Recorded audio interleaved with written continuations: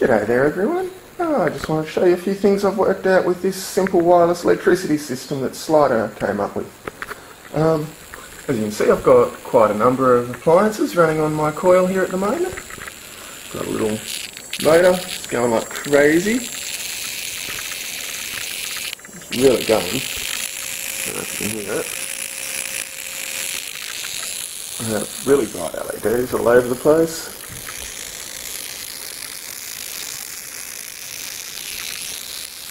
That one's not going so good. That looks like it's got a transistor in action. It actually doesn't.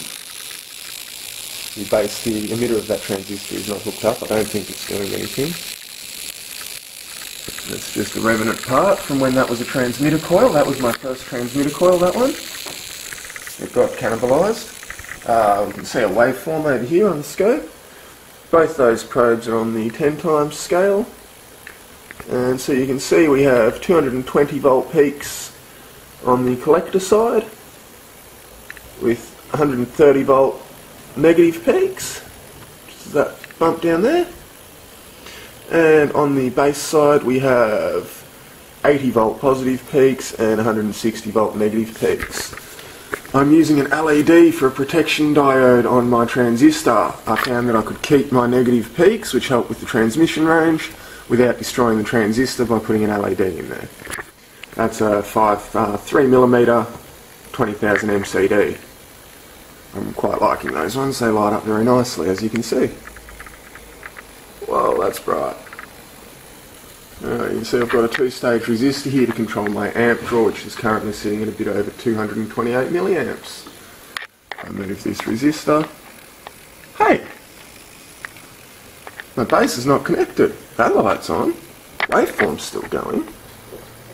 Not quite the same magnitudes. It's still going. All this other stuff's still going. What's going on? Hurrah! You only need the base to start it. I'll just stop it by disconnecting that negative. Put the negative back on, it doesn't refire. Does draw a tiny bit of amps, 400 microamps. Pretty sure that'll go away if I disconnect the, yep, disconnected that one. Microamps go away. So there is something getting from the collector to the emitter there. And just tap to start. How's that? But look at those amps. I'm currently getting 98 milliamps. If I put this on here, on the two transistors, that's a 1K, that's a 1.5K, so we've got 2.5K there. Brings our amp draw up to 170 milliamps. If I move it down to one next jumper, we get brighter everywhere, and we get 226 milliamps. You can take the base off, and it keeps running. I thought that was pretty cool, and it's got to do with the resonating. Now I'm just going to switch these probes here to the 1 times scale, and you can see there extra resonances. So even what looks like flat, switch that back for you, even those bits in between the peaks that look flat, they're not. It is resonating like buggeroo.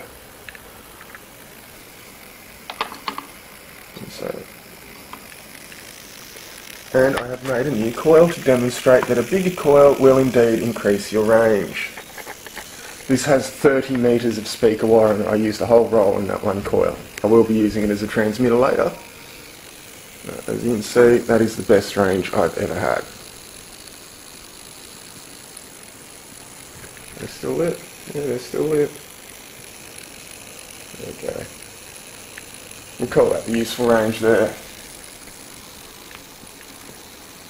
So that's not bad, there's about half a metre there. Yeah, pretty bright as you get closer. I will just point out that with that's on high power, with that disconnected, and as you can see on the scope the waveform does change, depending on which point you go to. With that disconnected we don't have the same power range, That's pretty close. The bigger coils. I think they are actually out there. It just looks like they're on in the camera because I have some light coming through behind me. I think that's the switching point there.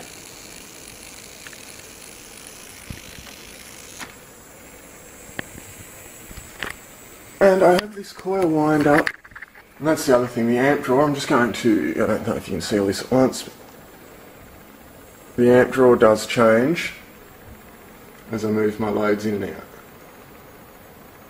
So you can leave your transmitter coil turned on and it won't actually pull a lot of power unless you put a load on it. So that's nice to know. This is with the base disconnected. Now I have the coil wound up Octofilar because it's Cat 5. So there's 9 connection points there. I have an end, I have another end. The red lead is the positive power in, it is connected to the dead centre. Oops, and if you bump stuff when the base isn't connected it does die. So that's alright, I can show you stuff without worrying about killing my transistor now. I'll just disconnect that one to make sure. So what I've done is I have to protect my transistor from the high voltage spikes, particularly the negative spikes on the base. Transistors don't like going 300 volts below zero between base and emitter. So I'm putting the base on right next to the next junction available from the positive in. I have my collector the next junction available from the positive in. And that runs pretty nicely. But the power draw is a little high if you only want to use low powered things. Ew. I'm going to just blow up the transistor. I did. Wonderful. What I was going to show you was that if I take this collector lead off here and put it onto that next one down or the one below it, I do lose some power and range on all the appliances, but the amp draw can drop as little as 20 milliamps. And it was still working alright until I just killed that transistor by turning it off with the base connection to the thing there. I just shorted that out big time. Okay, I'll do a new transistor on there and I'll be back soon. Thanks for watching. Alright, back again. I fixed it. It turns out as well as damaging this transistor up here, which is the one I was using that I blew up a minute ago, which actually still comes up as a transistor, but it now has a HFE of 4 instead of 60, and it also has some leakage. So she's pretty damaged, don't know if it works right. I'm pretty sure I broke that one as well before I worked out that I'd also blown a fuse in my meter. The meter is on the positive input, it has, on milliamps, it's probably got like a 10k ohm resistor in there that it's feeding through. So I'm not really running this coil on 12 volts, that it looks like I am. And when it didn't work on the milliamp setting, rather than go and change the fuse like I should, I just, as you can see we're testing there, and this comes up as a diode network. So that one's stuffed.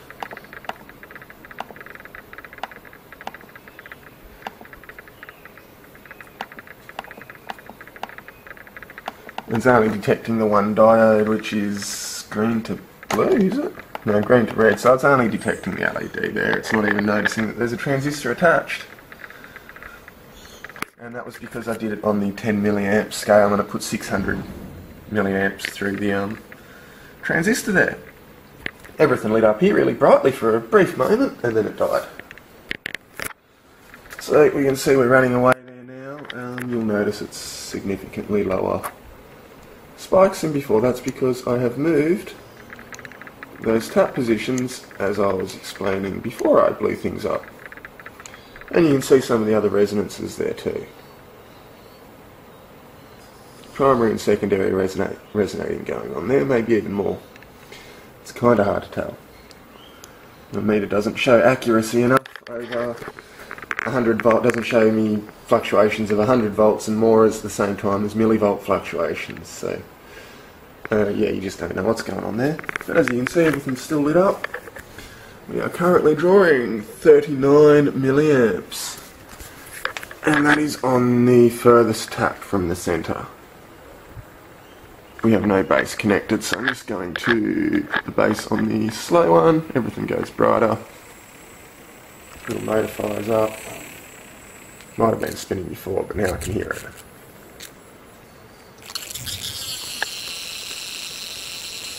Everything's lit up brighter.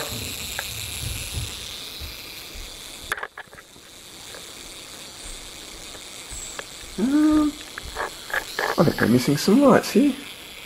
Oh no, there they are. That's alright. So we're going to move these taps. So this is the collector tap. I'll try and block that sun out for you. I'll try and get it so you can see everything. So that's moving one step closer. You can hear from that motor that it's sped up, everything's brighter. I will now have increased range on the big coil. We're using 152 milliamps. I take that off, we drop to 71. Put that back on. Of course you can see our waveforms. They're back up in the high magnitude ranges now. 200 volts on the collector side and minus 150 on the base side. And is that connected 152 milliamps? And we can go one more closer. Yeah, it's really bright. That little motor's absolutely hooning.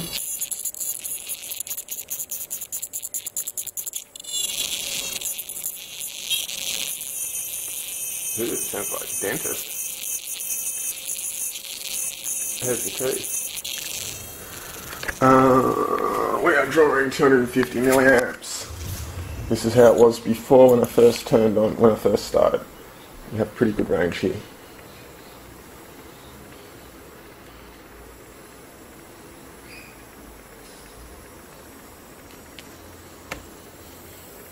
Everything's nice and bright. We have 210 volts positive peaks and 160 volt negative peaks. And take that off, everything still works pretty good. Little motor's going like crazy.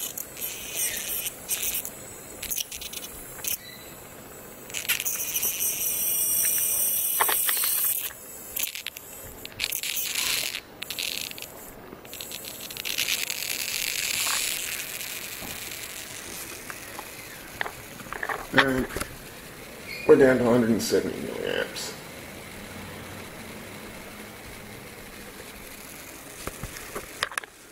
Well, we could... Oh, I just shorted something. Hopefully I didn't kill anything. Nope. We could move this base connector around, but it's not connected. Let's see anyway. Now, it's running like rubbish. Little motor's not even running. Only half the LEDs are lit. We're drawing tons of amps. Got a really small little waveform. That's just with the base out one from centre. There was a bright flash there, perhaps something's shorted. Ah, something was shorted. That's more like it.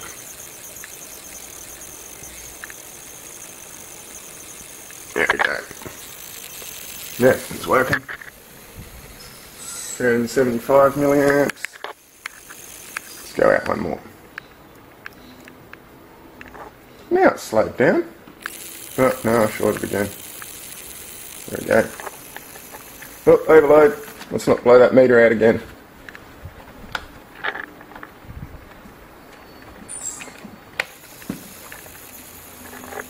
That'll probably be getting that transistor hot at 600 milliamps.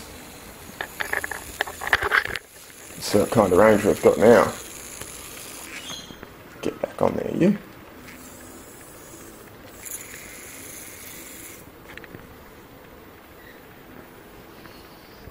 Probably about what we had.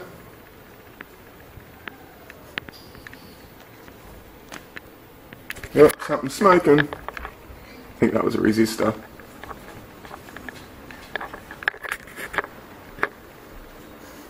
Something was definitely smoking then. Well, that's not too bad running there. Oh, it doesn't matter where that base is, does it? It's all the same. Just got to move the collector.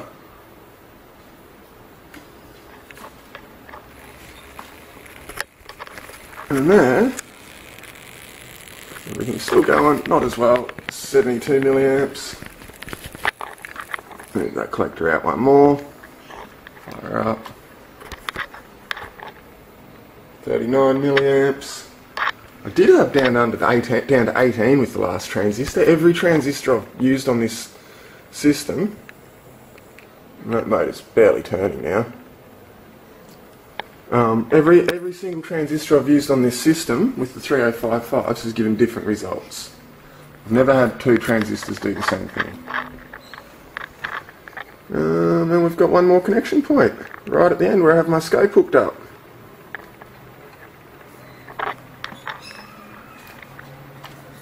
And there we go, we have 24 milliamps, tiny little waveform.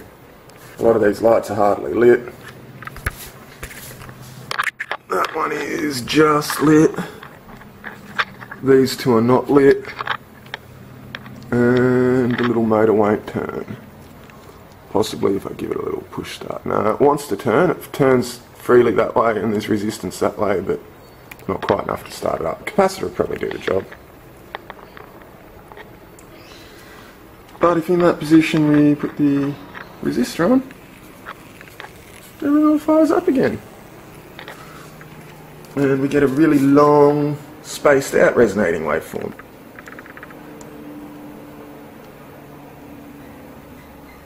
Okay, and let's see if it's resonating in between. That indeed does look like it is resonating in between the pulses as well as on the pulses.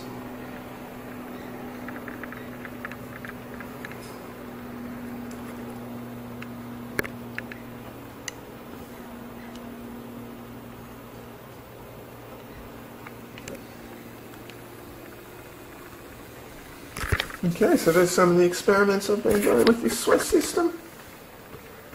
Swiss system, that's like ATM machine, isn't it? Anyway, I think it'll give you a better idea. I'm going to ditch doing 3055s on this because I just keep killing them rapidly and I'm blowing fuses in my meters and I think I've taken out the amp range in my best meter. So thanks for watching. One other thing I wanted to show you quickly. I have my Gauss meter out. I've taken all the coils off so that there's no interference. When there was coils on there, I'm not sure which one was doing it. But, might have been the magnet, I don't know, but, let's see it too. There we go. Different coils do cause interference. Make the Gauss meter go off.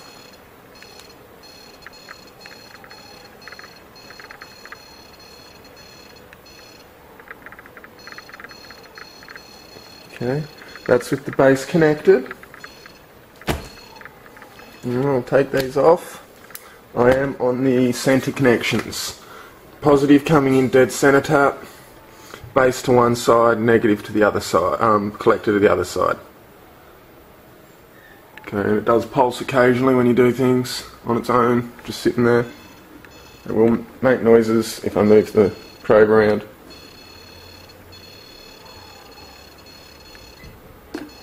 That is set on low sensitivity too. Set it on high, we'll probably get more. There we go, it's not hard to get it to stay on. Tiniest movements in my hand.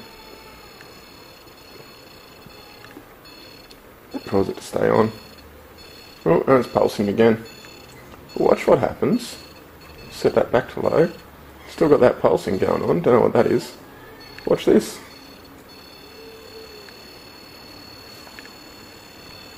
Magnetic field just goes crazy when you disconnect that base.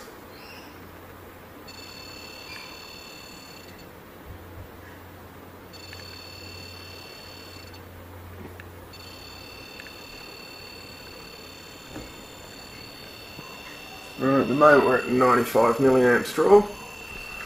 Put that back on the more accurate side now.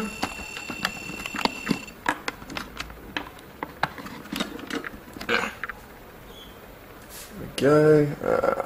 Tap the base on.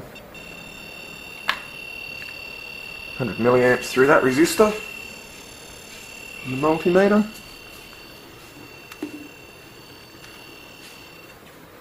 And what I thought was really interesting, that there's no in-between on the Gauss meter. It's either maxed out or not responding. I got no idea why that is. As far as I would have thought, it should have come on progressively, because the strength of the magnetic field should be inverse to the square of the distance, you would think, but apparently not. Not with this. It's either on or it's off. Or it's way outside the range of the meter, but yeah. So there's something going on with that. And I believe if I move this connector here to one of those, I forget which one. 38 milliamps. I'm sure I had, it might have been a transistor specific thing. There we go. 22 milliamps. Different transistor, it was running at 18. One that I blew up before. But it's dropping off a bit once it gets charged up. This coil does have a hell of a lot of capacitance. 8 cores all wound next to each other with fairly significant voltage pulses. What do we got there?